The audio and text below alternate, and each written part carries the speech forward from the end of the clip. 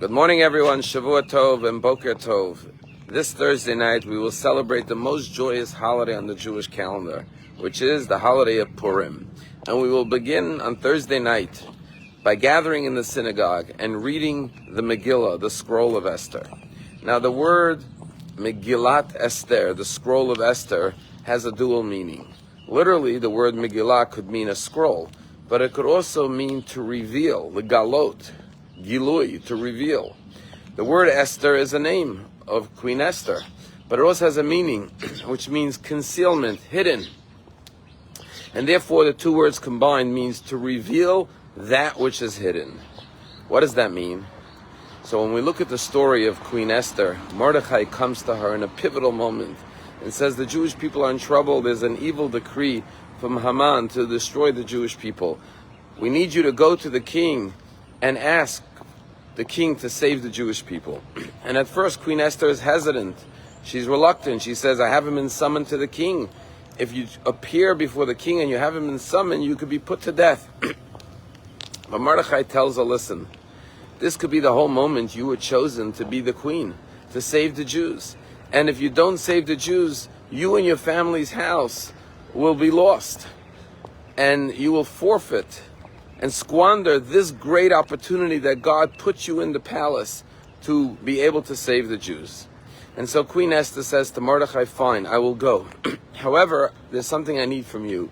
Gather the Jewish people and fast for 3 days and return to God, do teshuvah, so that I should be meritorious in the eyes of the king and be granted my wish. And then she adds, and I and my maidens will do the same. We will also fast. And the question is, if you're going to King Achashverosh and you want to find favor in his eyes, you would think that Queen Esther would say, I'll spend the next 3 days at the beauty salon getting my makeup and my hair and my nails done. I'll go buy a beautiful new dress. So when I appear before the king, he will desire me and I'll find favor in his eyes and he'll grant me my wish. But Queen Esther understands just the opposite. You see, when you fast, you look pale, you look gaunt, you don't look your best. But Queen Esther knows that it's not about the king on earth, it's the king in heaven, Hashem. And therefore I need to find favor in God's eyes. And therefore I too need to fast for 3 days and be worthy of Hashem granting my blessing, my request, my prayer.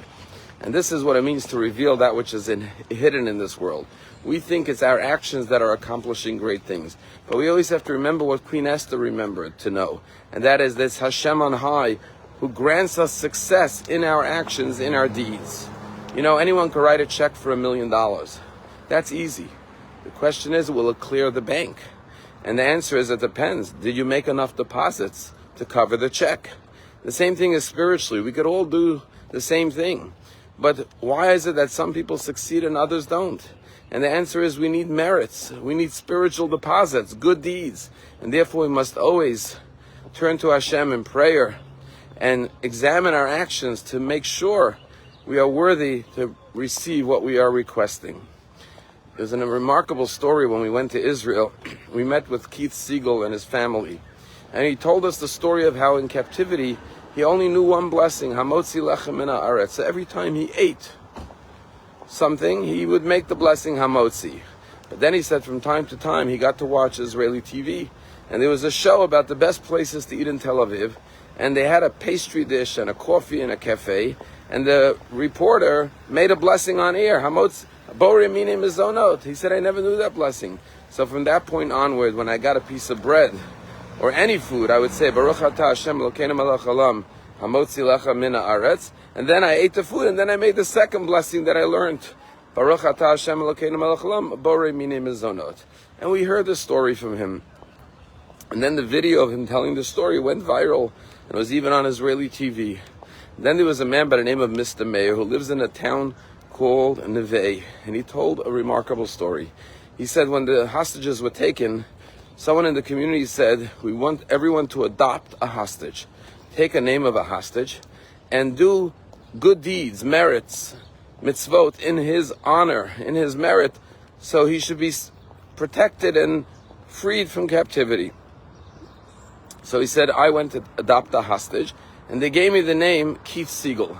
They gave me his Hebrew name to pray for him and do good deeds for him. Shmuel ben Golda. I came home. My wife and I have 7 kids. We told the family that we've adopted Keith Siegel, Shmuel ben Golda. And what do we want to do in his merit? And what we decided to do as a family was that every time we eat food and we make blessings, instead of saying the blessing silently, we should say it out loud with intentionality for his merit, and everyone should answer Amen. And that's what we did. And he said, my wife and I put up a chart on the refrigerator with the names of all of our children, and every time we took food, we remembered by seeing this chart to make the blessing out loud in his merit and say Amen. And every time one of our kids did that, we would put a star, a sticker, by their name.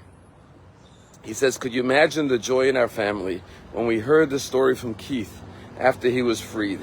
That what kept him strong, what kept him spiritually alive in captivity, what gave him faith and hope? It was his blessings he would make on his foods. The exact thing that we were doing for him was giving him so much faith and strength in captivity. He says, we cried, we rejoiced on the news of his freedom, and more than that, knowing that from far away we were sending him strength and we were sending him love, and we were part of his freedom. That's what it means, what Queen Esther says. Remember, do what you need to do. Go to the king, but without Hashem's blessings we can't succeed.